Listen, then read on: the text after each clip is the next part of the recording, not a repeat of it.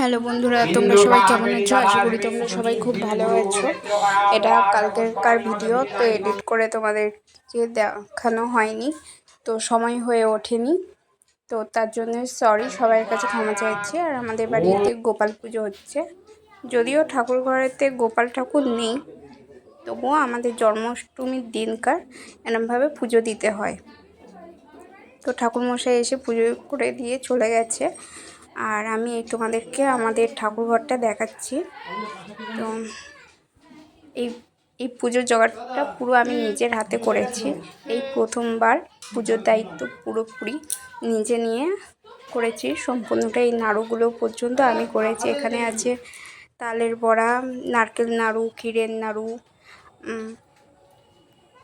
তালের বড়া, ভাজা পিঠে।